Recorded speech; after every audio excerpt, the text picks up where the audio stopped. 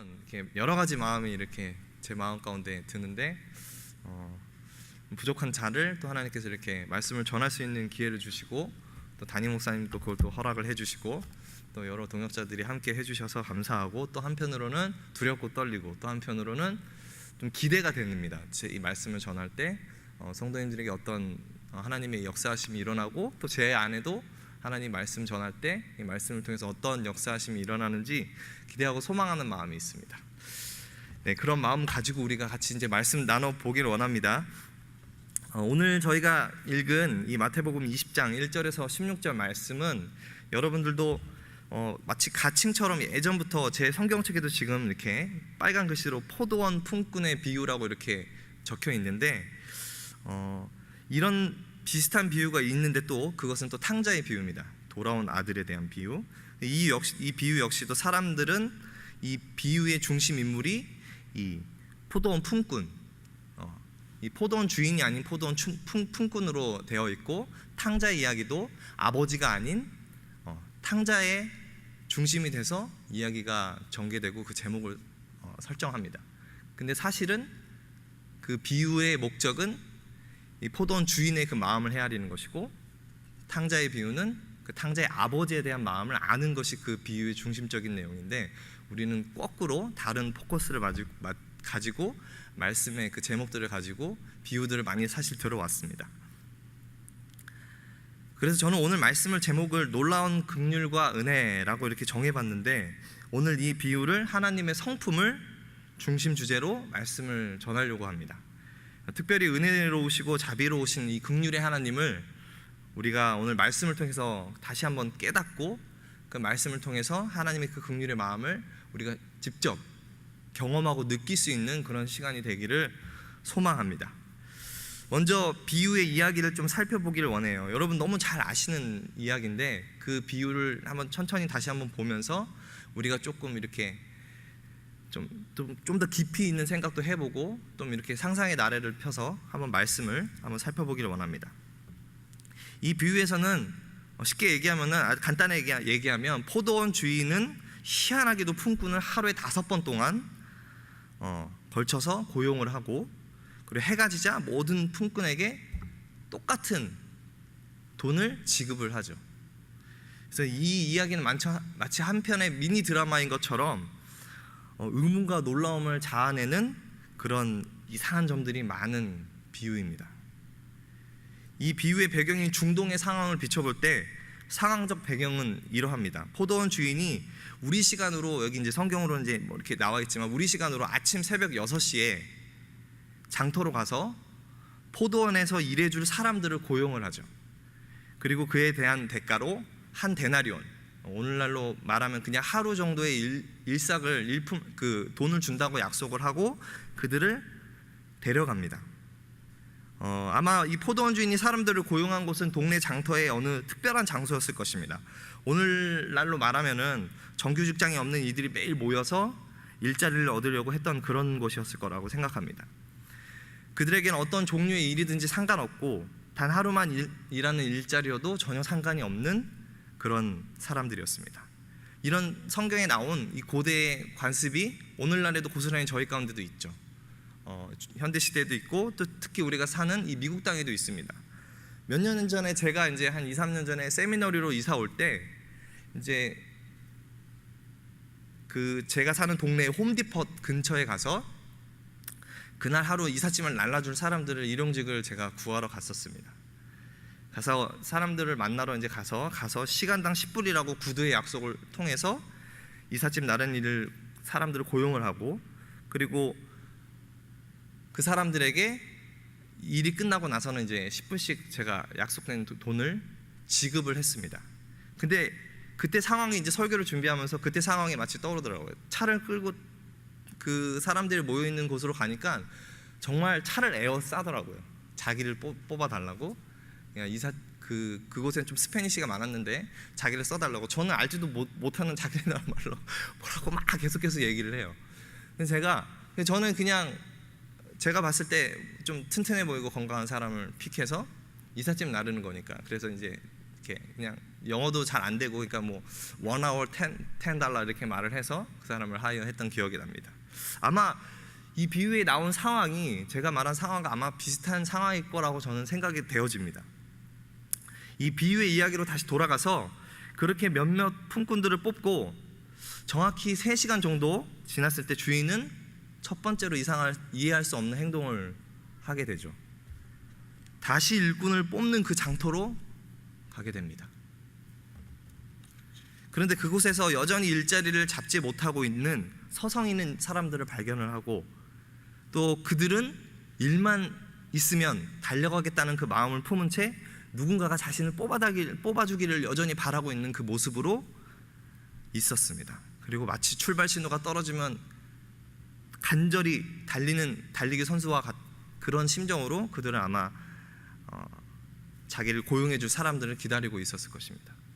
왜냐하면 아직은 그래도 아침이니까요. 새벽 6시에서 이제 아침 9시 정도, 3시간이 흐른 아침 9시 정도에서 계속 기다렸으니까요. 그래서 이 포도원 주인은 자기 포도원에 쓸 두 번째 사람들을 고용을 합니다. 그리고 나서 포도원 주인은 일꾼들에게 이렇게 말을 해요. 4절에 보면 너희도 포도원에 들어가라. 내가 너희에게 상당하게 주리라. 이때는 내가 너희에게 한 데나리온을 준다고 말을 하지 않고 그냥 상당하게, 이 우리나라 말로 이제 상당하게라는 말인데 이 원어의 의미를 보면 디카오이오스라는 말입니다. 이 말은 하나님의 속성을 나타내는데도 사용된 언어이기도 한데요, 정당하고 의로운이라는 뜻을 갖고 있습니다. 그래서 아마 일꾼들은 정확한 돈의 액수를 듣지는 못했지만 이 말을 듣고 그 말을 신뢰하고 그 명령에 따랐을 것입니다. 그래, 저 사람이, 포도원 주인이 그의 내가 일한 만큼에 합당한 한 데나리온은 아니어도 그때부터 이제 일을 시작하면은 오후 6시까지 일을 한다 치면 9시간 정도의 일을 한 그 값어치를 줄 거다라는 그 믿음을 가지고 따라갔을 것입니다. 아마 기쁨으로 일자리를 3시간이 지났는데도 일자리를 못 구하고 있는 가운데 다시 그 주인이 와서 자기를 하여해 주니까 기쁨으로 아마 일자리를 그 포도원으로 갔을 것입니다. 근데 정말 이해 안 되는 행동이 또 일어나게 됩니다. 그로부터 정확히 3시간이 지난 시간과 성경에 보면 연거퍼서 나오는데 또 3시간이 지난 시간, 그러니까 우리나라 시간으로, 그러니까 현재 시간으로 치면 오후 12시와 오후 3시에 다시 한번 똑같은 모습으로 포도원 주인이 그 장터에 가서 사람들을 하이어를 하죠. 그 5절에 보면 딱 그냥 이렇게 표현되어 있어요. 또 나가 그와 같이 하고 이렇게 기록되어 있습니다. 좀 전에 설명드린 상황을 2번이나 다시 행한 것입니다. 아마도 어떤 사람들은 이렇게 생각할 수 있을 것입니다. 일꾼을 사서 포도원에서 일을 해보니까 생각보다 일이 많아서 중간에 다시 한번 가서 일꾼을 사서 그 보충하는 인원을 다시 한번 사게 되는 거죠. 근데 상식적으로 생각해보면 총 5번이나 일꾼을 사러 장터로 가는데 우리가 아무리 미숙한 포도원 주인이라 할지라도 5번 정도의 그런 사람을 사는 행위는 하지 않을 거라는 것은 아마 상식적으로 누구나 이해되는 상황일 것입니다. 그렇다면 여러분, 왜 주인은 이 3시간마다, 그리고 마지막에는 이제 또 특별한 또 시간에 마지막 1시간을 남겨놓고 가는데요, 장터에 나가서 왜 새로운 사람들, 일할 사람들을 뽑으면서 그 주인은 자기의 하루를 다 보냈을까요? 왜 그랬을까요?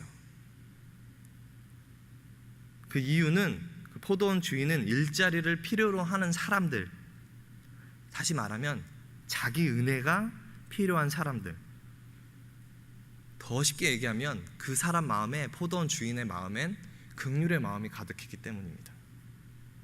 왜냐하면 포도원 주인은 이른 아침에 일거리를 간절히 원하나 이를 가지지 못한 이들을 아마 보았을 것입니다. 새벽 6시에 가서 자기가 필요한 사람만큼의 사람을 뽑고 갈 때 나머지 사람들을 봤을 것이고, 오후 9시 때 또 가서 자기가 또 하이어한 사람들을 빼놓고 나머지 사람들을 또 봤을 것입니다. 그는 그들 중에서 몇 사람을 뽑고 뽑지 못한 사람들을 염려하면서 다른 사람이 그들을 곧 고용해지기를 또 소망을 했을 것입니다. 그리고 3시간 뒤 포도원 주인은 그동안 무슨 일이 있었는지 살펴보기 위해서 다시 장터로 나섰겠죠. 하지만 여전히 일거리를 구하지 못하고 서성이는 이들을 발견을 합니다. 그러자 이 포도원 주인은 긍휼의 마음을 가지고 다시 몇몇을 고용하죠. 그리고 그는 또 아마 남은 자들을 보면서 누군가가 당신들을 고용할 거라고 위로와 격려의 말들을 아마도 건넸을 것입니다. 이 오후 12시, 오후 3시 그런 동일한 모습으로 그는 긍휼한 마음을 이기지 못하고 다시 가서 또 다시 가서 그들에게 소망과 희망을 전해주고 그들에게 은혜를 베풉니다. 그의 마음은 자비와 긍휼의 마음으로 가득 차 있었던 것이죠. 그에 대한 더 확실한 증거는 마지막 일꾼을 뽑는 그의 모습에 있습니다. 우리 시간으로 오후 5시 그는 다시 장터로 나가게 됩니다. 이 고대 전통이나 당시의 시대적 배경의 그 하루 품삯을 먹고 사는 사람들이 일하는 시간은 종일 일하는 사람들이 12시간 정도 일을 했다고 합니다. 새벽 6시부터 오후 6시까지. 그럼 오후 5시에 갔다는 얘기는 무슨 말을 의미합니까? 1시간을 남겨놓고 갔다는 얘기죠. 그리고 현대 중동에서도 그렇고 그 중동의 전통이 예전 고대에서 넘어온 건데 보통 오후 12시면 모든 일용직 근무자들은 일거리를 구하지 못하면 그냥 돌아간다고 합니다. 낚시만 해서 돌아가든지 아니면 포기해서 돌아가든지. 하지만 그때까지 일자리를 찾지 못했으면 분명히 어떻게 보면 가망이 없고 소망이 없는 거잖아요.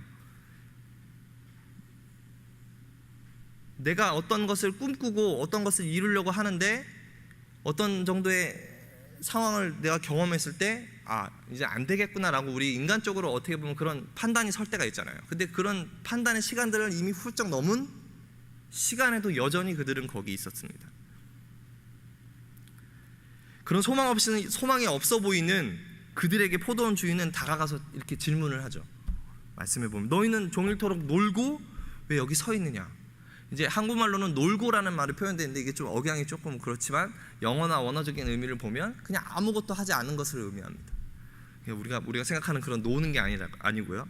그러자 그들은 이렇게 얘기합니다. 우리를 품꾼으로 쓰는 이가 없어서입니다. 이렇게 라고 대답을 하죠.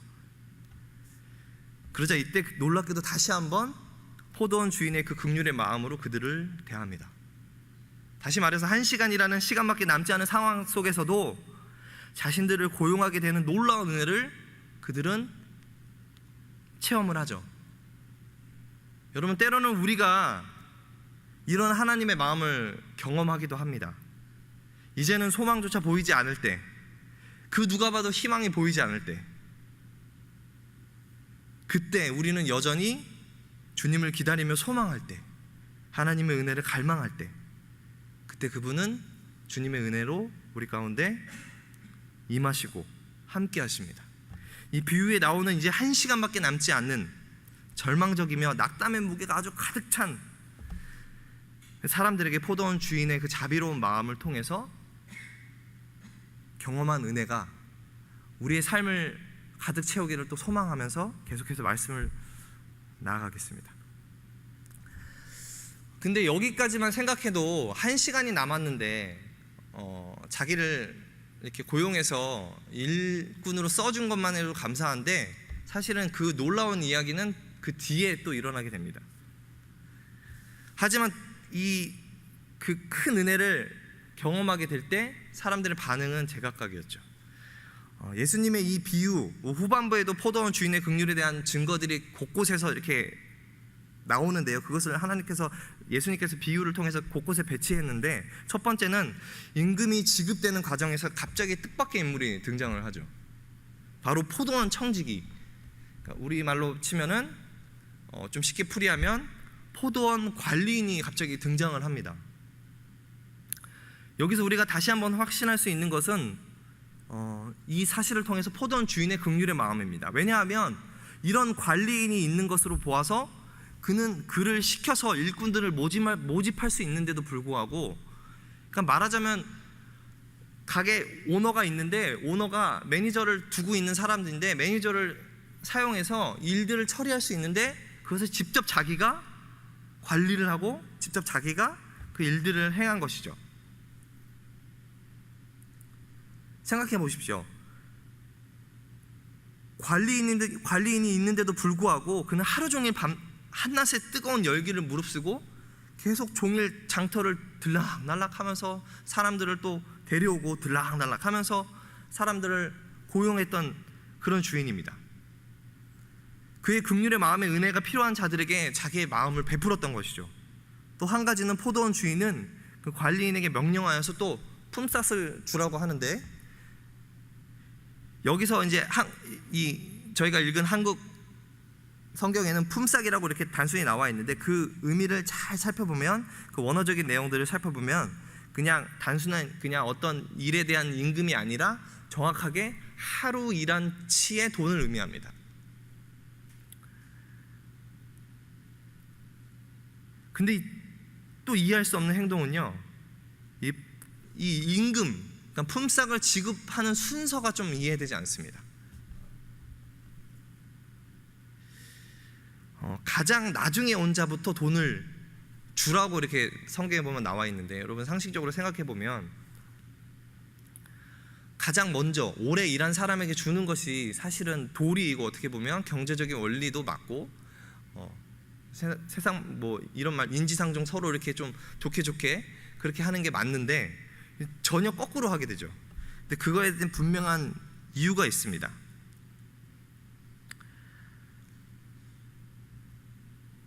왜 주인은 이 돈을 나중에 온 사람부터 주게 했을까요?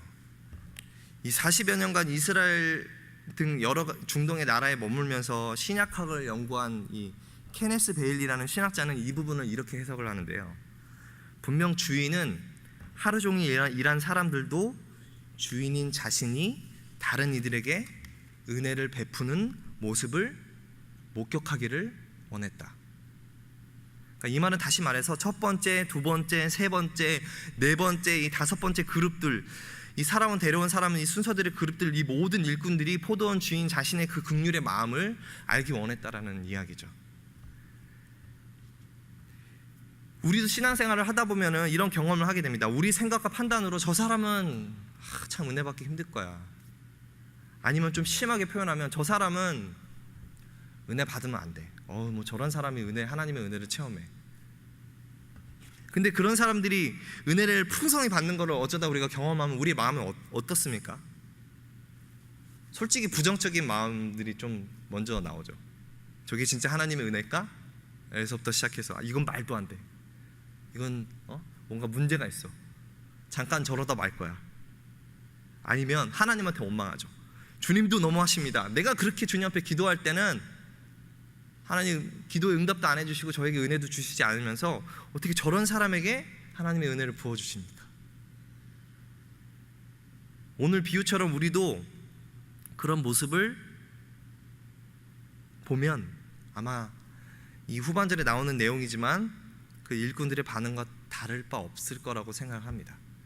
근데 왜 하나님께서 우리에게 그런 모습을 보게 하시냐?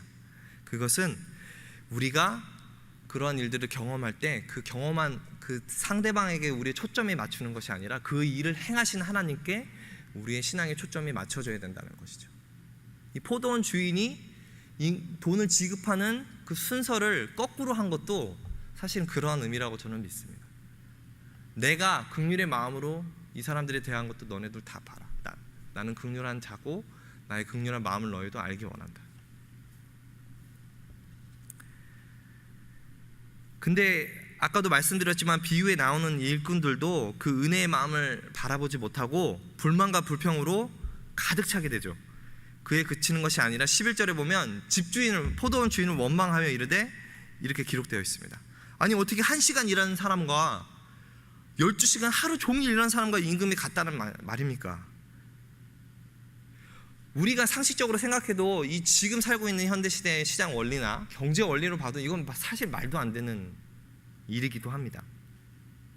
제가 만약에 그거를 경험했다면 저도 동일하게 화가 났을 겁니다. 아무리 좋게 생각하려고 해도 9시간도 아니고 그 반을 딱 떼서 6시간도 아니고 내가 일한 12시간에 1시간을 일한 사람이 나와 동일한 임금을 받는다는 것은 상식적으로 제가 생각해도 참 기분이 좋지 않고 마음이 힘들 것입니다. 근데 이 부분을 아까 제가 말한 그 케네스 베일리 신학자가 쓴 그 책에 보면 중동의 눈으로 본 예수라는 책에 보면 이 부분을 그 사람의 언어로 인용해서 이렇게 쓴 것이 있습니다. 제가 한번 읽어드리겠습니다. 그대는 불평할 이유가 없소. 나는 정당하오. 나는 당신에게 약정한 품삯을 다 주었소. 당신은 당신 것으로 당신이 좋아하는 일을 할 수 있소. 나도 내 것으로 내가 좋아하는 것을 한 거요. 나는 이 사람들에게 먹고 살 수 있는 품삯을 주는 쪽을 택한 것이고, 당신도 당신 아내와 자식들에게 돌아가서 당신이 일자리를 구해 일하고 종일치 품삯을 받았다고 자랑스럽게 이야기할 수 있어. 나는 다른 사람들도 당신과 똑같이 즐거워하면서 똑같은 돈을 가지고 집으로 돌아가기를 원하오. 물론 당신은 뜨거운 한낮 내내 일을 했소. 좋소. 그럼 나는 뜨거운 한낮 내내 무엇을 했다고 생각하오? 우리 전통대로라면 내가 늘어지게 낮잠을 자야 됐소. 그러나 천만의 말씀이요, 당신처럼 정말 일자리가 필요한데 일이 없는 사람들에게 긍휼을 베풀려고 떼양볕에 장터를 오갔소. 이런 일은 내 관리인을 보내서 할 수도 있었어. 그러나 나는 그렇게 하지 않았어. 나도 그들과 같은 심정임을 보여주고 그들의 고통을 덜어주는 데 도움이 되고 싶었어. 그런데 왜 당신은 질투하며 내게 화를 내는 것이요? 당신도 분명히 깨달아야 하오. 나는 정의로울 뿐만 아니라 자비롭고 긍휼이 넘치오. 왜냐하면 자비와 긍휼도 정의의 일부이기 때문이요. 당신은 예언자 이사야가 쓴 종의 노래도 안 읽어봤어? 내가 다른 사람에게 은혜를 베풀었기로 당신이 왜 그것 때문에 시비한단 말이오? 당신은 저들이 사람다움을 지키거나 자기 식구를 먹여 살릴 수 있느냐의 문제에는 전혀 관심이 없어 보이는군요. 그저 당신 몫이나 더 챙기기만 원할 뿐이군요. 나는 스스로 더 많이 주는 쪽을 택했어. 당신은 날이 저물 때 더 부자가 되길 원했군요. 하지만 나는 날이 저물 때 더 가난해지는 쪽을 택했어. 당신이 받을 품삯만 받고 가시오. 이 케네스 베일리 글을 통해서 우리가 알 수 있는 것은, 우리는 하나님의 긍휼의 마음을 자비롭고 은혜스러운 하나님의 마음으로 보는 것이 아니라 그것을 경험한 대상에게 비교의식과 패배의식, 잘못된 영적 시선으로 그들을 바라보고 그 잣대로 우리를 괴롭히고 우리 스스로가 낙담하게 하는 그런 마음을 품고 사는 것입니다. 여러분, 전반적으로 오늘 비유의 내용을 살펴봤는데 이 비유의 내용에 여러분 적용 부분을 좀 나누려고 합니다. 제가 앞에도 서두에도 계속 얘기했고 중간중간에 계속 얘기했는데, 여러분, 그렇다면 이 예수님께서 이 비유를 통해서 우리에게 전하고자 하는 이 영적인 메시지가 무엇이라고 생각하십니까?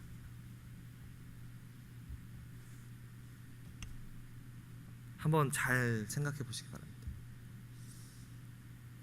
아까 제가 얘기했지만 서론 부분에 탕자의 비유나 긍휼한 아버지의 그 비유나 우리가 지금 보고 있는 포도원, 긍휼한 포도원 주인의 비유나 그 하나님을 뜻하는 포도원 주인의 그 마음, 즉 하나님의 마음을 아는 것, 하나님이 어떠한 분이시라는 것, 그런 하나님을 우리가 경험하는 것에 가장 큰 메시지가 있다고 생각합니다. 긍휼한 심정을 가진 포도원 주인은 모두 아시다시피 방금 전에도 말씀드렸지만 하나님을 나타내고 있습니다. 여러분, 그렇다면 우리가 어떻게 하면 자비로우시고 은혜로우신 긍휼의 하나님을 경험할 수 있을까요?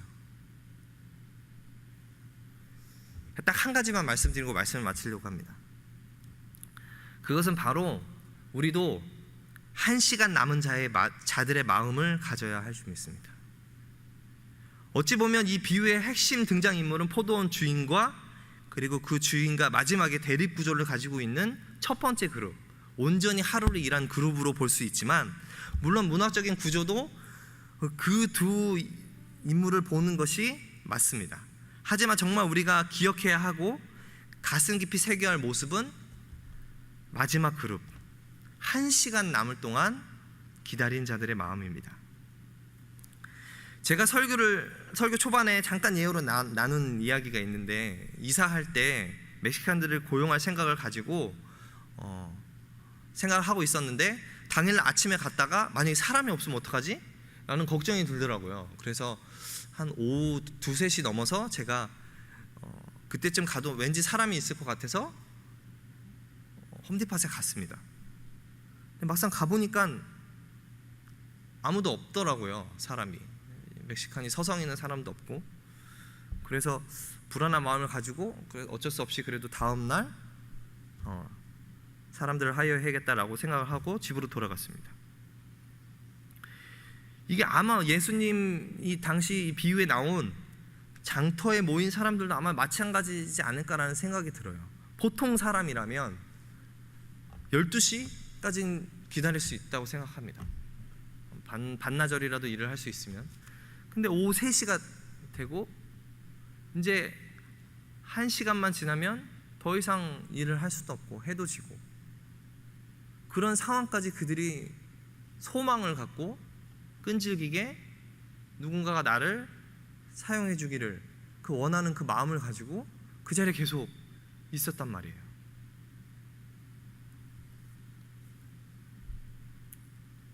이 소망과 인내의 끈을 놓지 않는 몇몇의 사람들은 결국 포도원 주인의 상상할 수 없는 긍휼과 은혜를 체험하게 됩니다. 우리의 모습은 어떠합니까, 여러분? 여러분에게 남은 1시간은 무엇입니까? 여러분에게 남은 1시간은 무엇을 의미합니까? 이제 1시간만 지나면 실패와 고난뿐이라고 의심과 낙담만 하고 계십니까? 우리는 우리 삶의 모든 어려움과 고난 가운데 하나님의 은혜와 긍휼을 사모해야 될 줄 믿습니다. 여러분, 혹시 어떠한 기도 제목을 가지고 수많은 시간들을 하나님 앞에 긍휼을 기대하고 소망하고 기도하셨습니까? 근데 지금은 하나님이 도저히 들어주시지 않는구나, 하나님 나와 함께 하시지 않는구나, 혹시 이런 마음을 가지고 낙담하고 계신 분이 계십니까?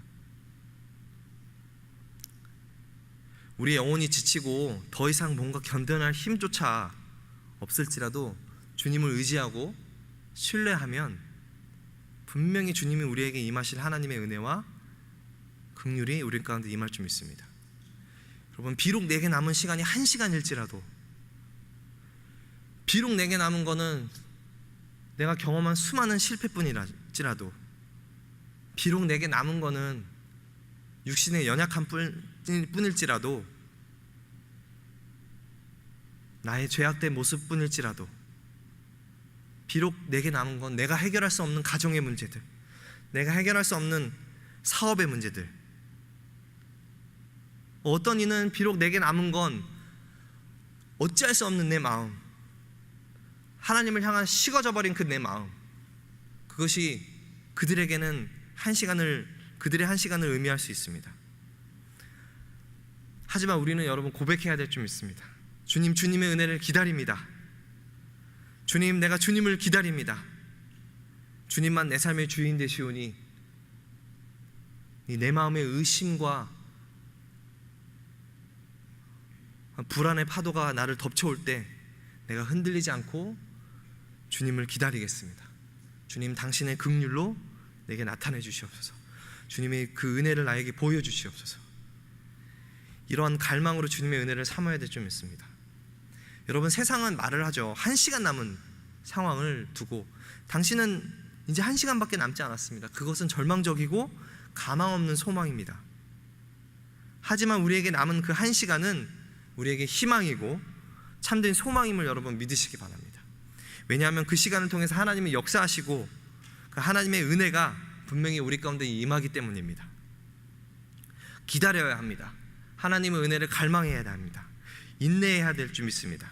세상의 기준으로는 오후 5시까지 아무런 일을 하지 못하고 있는 사람들을 다른 고용주에 의해서 무가치한 자로 여겨져서 거절된 사람으로 볼 수 있지만, 그러한 사람들, 그러한 우리들도 하나님께 택하시고 사용하셔서 당신의 은혜로, 당신의 그 긍휼로 우리와 함께 하신다는 여러분 사실을 잊지 마시기 바랍니다. 은혜를 최우선으로 하시고 또 그 하나님의 그 은혜 가운데 통치하시는 하나님 나라에서는 우리의 상함, 우리의 연약함, 우리의 죄악들, 이러한 모습으로 사는 우리 가운데 그 남은 한 시간에 찾아오시는 하나님이심을 여러분 믿으시기 바랍니다. 그리고 그분의 은혜로 통해서 우리를 새롭게 하시는 주님이심을 믿으시기 바랍니다. 하나님은 자비로우시고 긍휼하신 분이십니다. 여러분, 이 사실을 우리가 삶으로 느끼고 우리가 경험하고, 그리고 왜 우리가 그렇잖아요. 어떤 사람을 볼 때 저 사람은, 예를 들어서 어떤 성품을 두고 말했을 때 저 사람은 너무 착해. 그래서 우리가 정말 마음으로 느껴지잖아요. 마음으로 느끼잖아요. 여러분, 그런 하나님의 성품을 우리가 정말 마음으로 느끼기 원합니다.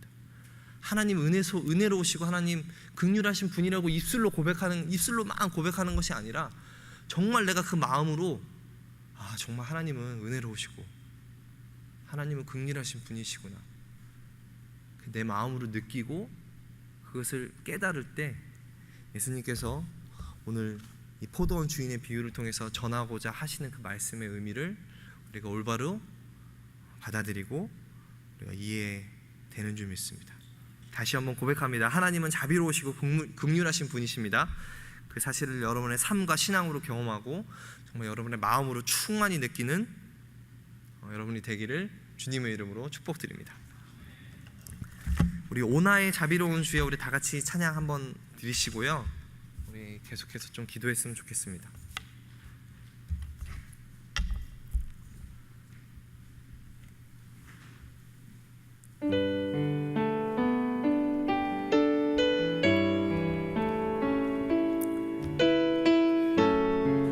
이 시간 우리가 정말 기도하는 마음으로 찬양하기 원합니다.